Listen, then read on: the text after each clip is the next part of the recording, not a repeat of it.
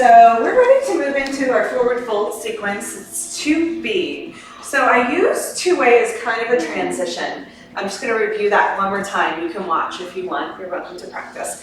But what we usually do is from our upright postures, we come into, from our sumo, we come into our angel wings, and we flow forward and back.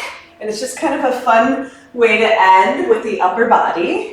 And then from angel wings, I like to walk it out to wide straddles. And then we come into like a halfway forward fold. We're not coming all the way down. We're keeping our back flat. And then we just transition from here to do some twists, as well as some arm stretches and strengthening. And then after that, we wind up with the swing in front of us.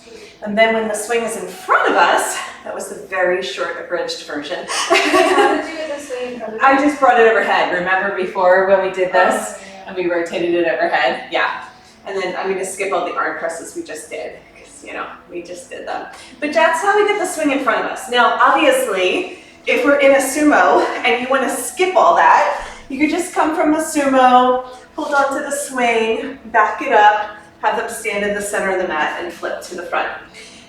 That would be totally fine if you forgot to do like the forward folds and wide straddle.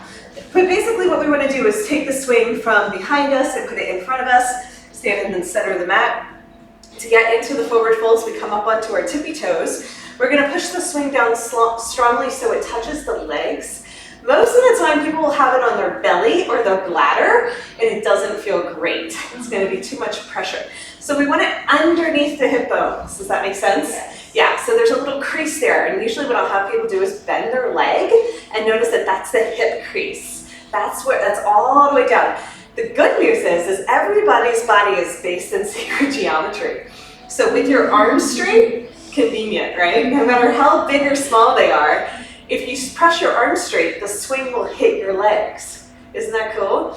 So that's a good way of teaching it. And then we're going to practice leading with our hips. So we're going to keep our head in line with our body, and we're just going to rock forward and back. Because these are not our grandma's forward folds. Although we're not picking on grandma, since they're not traditional. We're actually going to press our hips all the way to the front of the mat and keep them there up on our toes the entire time. So we don't rock back onto our heels. We're letting the swing hold our weight, and then we're going to slowly lower down with control. See if you can practice angel wings. Yeah, wait, slide out. But we're going to practice angel wings a few times. You have to really push down and have your spiny grip with your toes. But we're going to come up halfway. There you go. So the mats require super grip. So you get, yeah, there you go. Out to a T, and then lower with control. One more time, inhale, lift, all the way up, press, press, press. And then this time we're going to stay down. When we're down, we're going to shake out our hair, shake out our thoughts, walk your feet to hip distance, clasp your elbows, and let your body hang. Beautiful. Sway it out from side to side, pushing forward onto the balls of the feet, even though you're lifting the sit bones and lengthening through the calves. So you're dropping the heels, they're not going to touch. You're just lengthening the back body. Maybe add a little twist at the edges. Let that feel good. We're massaging out all the tightness in the hip flexors. So a lot of people have trouble getting used to that pressure. It's pretty intense. It's kind of like a rolfing session. A free rolfing session comes with the class. And then we're going to stretch it out. So your hands are going to go all the way forward. You can push your books out of the way if you need. But we're going to come into our version of our down dog.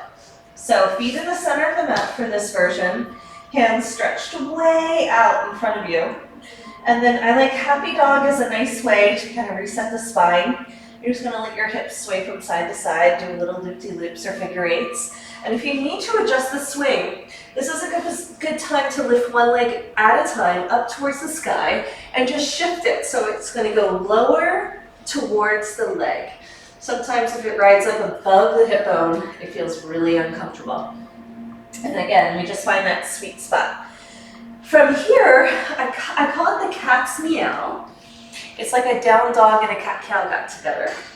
So we're going to inhale, arch, lift through the chest, exhale, round in, squeeze your navel towards the sky, like the cat part. And then we're going to inhale, pull forward, shoulders are going to come over the fingertips and lift. Exhale, press back, round in. Undulate the spine with the breath. Inhale, lift, open. Exhale, round in and squeeze. Squeeze the navel up. Inhale, arch and lift. Open it up. Beautiful. Exhale, round in. Straight arms the whole time if you can. Okay, now we're going to add a leg. So we're going to inhale, lift. Right leg comes up. Exhale, pull knee to nose. Do some core strengthening. Inhale, lift. Open it up. Yeah, as high as you can. Exhale, squeeze. Knee towards nose. Inhale, lift. Press your heel towards the sky. All the way up. Up, up, up, up, up. Yes, lift. Exhale, pull in. So it's a strengthening exercise too, right? Inhale, lift. And then lower. Happy dog. Just wag the tail, shake it out. So this is a good reset. We can kind of play and drop in. Second side, inhale, lift the left leg up. Arch and open, all the way up, arch, arch, arch, open. Exhale, round in and squeeze. Inhale, lift, lift, lift, lift, lift. All the way up, exhale, round in. Use your core. Inhale, lift. That's it. Beautiful. Pull forward. Yes. Strong. Yep. Exhale, squeeze. Inhale, lift. Last one. So we can stay here and pulse too. Pulse. So what we're trying to do is that place where the hamstring inserts into the glute, we're activating that connection. Lift, lift, lift, lift. Let's change sides. Let's do the other side. Stay arched and lift up. And then right leg, lift, straight leg, lift, lift, yes, lift. This will definitely help with the booty. All the way up. Okay, great. Coming back to center. Happy dog, wag it out. We're gonna come into a one-legged dog. And we're gonna do this through a few different steps. Let's come back to the right leg. Inhale, lift. Now I'm gonna keep my hands directly in alignment with 12 o'clock. Okay, so we don't want to drop our body over to the side. What we want to do is stay on alignment, stay on our plane here, and then we press the right leg out to the side. So just straight leg, press it out to the side. Do that for a few rounds. Press it out. There you go. Both arms straight. Keep looking forward. That's it. Press. Now once we press it out to the side, then we bend the knee and hook the foot on the outside. You got it. Outside. That's the inside. Yes. Good. Most people are going to have trouble hooking the outside of the swing. So I like to give them those little steps so that they can find the openness and use the adductor muscles. Okay, so now we're in our one-legged dog. Now you can press your chest towards your standing leg and get a big stretch through the back of the left calf and hamstring. You feel that? Nice big stretch. Whew, couple deep breaths there. In our advanced poses, we straighten the right leg towards the sky and come into standing splits. But we're not doing standing splits in a beginner class, so we keep our right heel pulling down towards our bum so our leg doesn't float away. It'll try and float away otherwise. Okay, go ahead and pull forward, release the right foot down. Take a moment to pause and reset. Stretch your arms all the way forward so you're still in your down dog, right? Yeah, walk it out. You're nice and long, so you want to get some good space for your upper body to drop down. No. And it is, and you are going to feel a little bit of pain in your hip. Yeah. And for people who don't like it, you can always take on the shape of the mat, which is kind of the more easy version. I don't particularly like that version because you don't get this deep tractioning. Yeah. So I kind of like digging in to the hip flexors, but most people don't like it as much as I do. But yeah, that is an option. But for today, we're going to keep our feet in the center of the mat. Do the more advanced down dog version. Walk your hands forward a little bit more. Got it. Left leg comes out and then out to the side. Just try a couple of those. Up and out. Up and out. There you go. Straight leg. And then once it comes out to the side, bend the knee and hook, and it'll hook the outside. Yeah, you got it. Karate chop it up there. You got it. Then we hook with the toes, and then one-legged dog. Press your chest towards your standing leg. Big stretch through the hamstring and the calf on the right side. And just hang out here for as long as it feels good. Usually I'll pulse with the breath, so I'll inhale, pull forward, exhale, press back. Inhale, lift, exhale, lower. Just slowly revisiting the tightness. In our advanced practice, we'll come into standing splits. You can try it just for fun and straighten the left leg towards the sky. And just notice how intense that is. Yummy. Yeah. So that's what we will learn in our advanced training. But for today, our heel is going to slide back down. We want to let people know that the heel stays close to the bum. Whew. And that way we keep our hook. Okay. Go ahead and release the left foot down, back to happy dog. Just taking pauses in between to reset. And now we're gonna come into our chaturangas, okay? So from here, we're gonna float. So I like to walk my hands back to the front of the mat for this version and lift my legs level with the earth. Sometimes you have to remind people what level is, so sometimes they'll be too high or too low. So level with the earth is where your feet are in line with your hips. They're really easy from floating plank. They're really easy chaturangas. It's just bending the elbows, not out to the side, but towards your ribs, and pulse. Okay, so mini push-ups, right? Nice and easy. Hands to the front of the mat if you can. Walk them down. I like to keep that alignment. And then it's like, so with Dip. the hands in the front though, Yeah. it's like there's that traction. A little bit, yeah. Usually I like to actually do them all the way out here where I'm pulling forward and then dipping, and they're really hard because I like to keep that tractioning, exactly. But the easier ones are with the hands at the front of the mat. So we're right underneath our plumb line. Now we're gonna bend both knees and hook the feet outside in, right? Outside, yeah. So now we hook both heels close to our bums. And now you'll notice if you do your chaturangas, they're a little bit more challenging, right? So with the feet hooked, they're harder. That's the moral of the story there. And then, if you want to do the harder ones, you walk your hands not to the center of the mat, but a quarter of the way back. And then you're using actually more strength, holding more of your body weight, and then the elbows can flare out to the sides because they have to. So those are our push-ups. Those are our options. Not everybody loves the strengthening poses. I'm a huge fan, so I think it's important to be able to lift our own body weight and press our bodies up. So I do a lot of pull-ups and push-ups and all that. Okay, so we're gonna come to our hands to the front of the mat. It's a little bit more of our advanced practice, but with our feet hooked, we're gonna pull forward for up dog.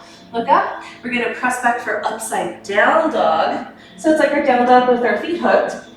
And that feels really good to drop the forehead towards the ground. Inhale, pull forward, straight arms, up dog. Press back, upside down dog.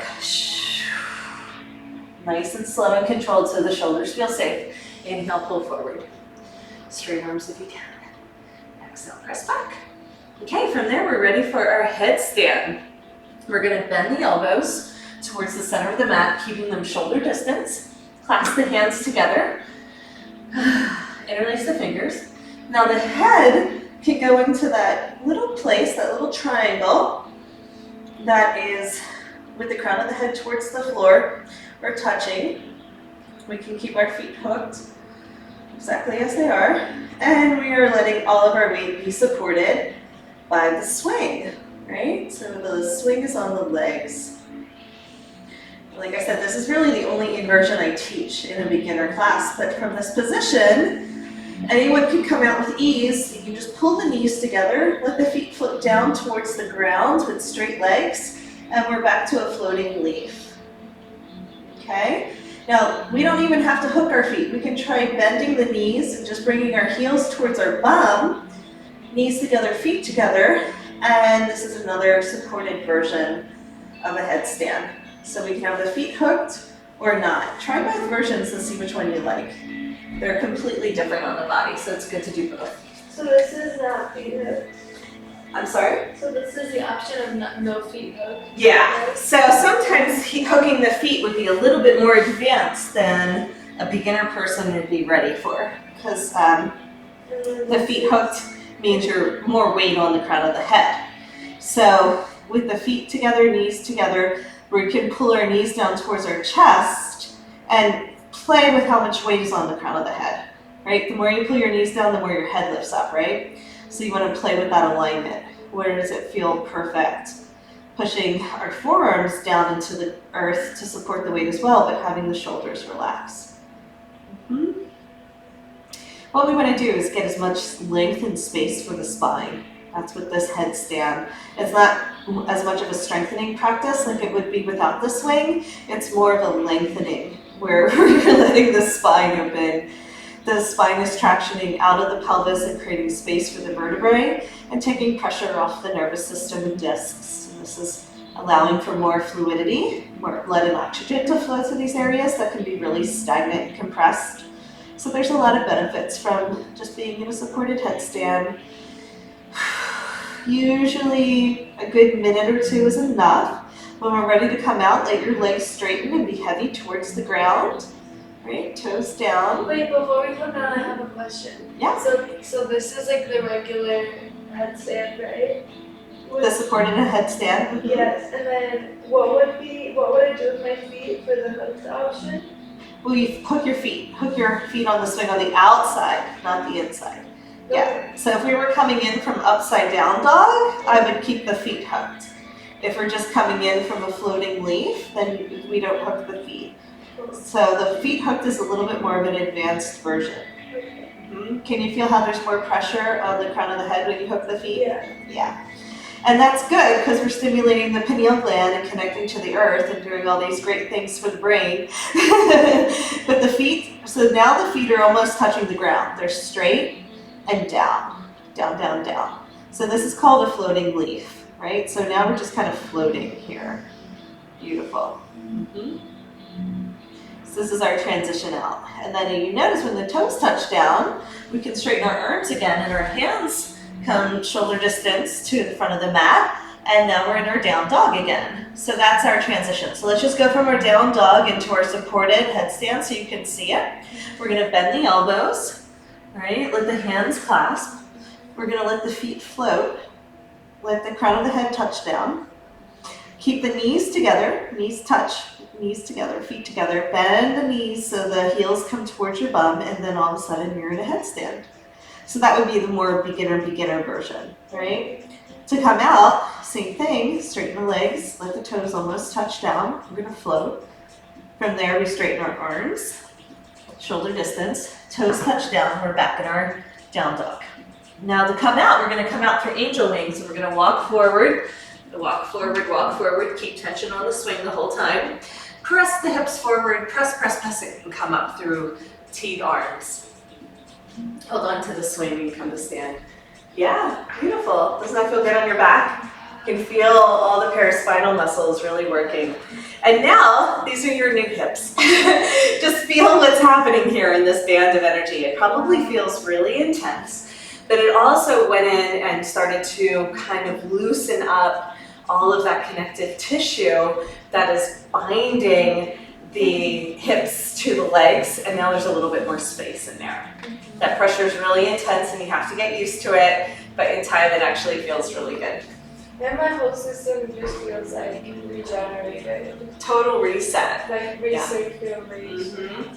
Being upside down, I have an article on my website if you want to check it out. All the benefits of hanging upside down is amazing. And to get in and out of a headstand that easy is pretty exceptional. It allows people to get all the benefits of being upside down without any of the strain or possibly falling over and hurting themselves, right? So inversions in general are amazing for you. Most people can't stay in inversion because doing a handstand or a headstand is just not in their wheelhouse for a typical beginner yoga class.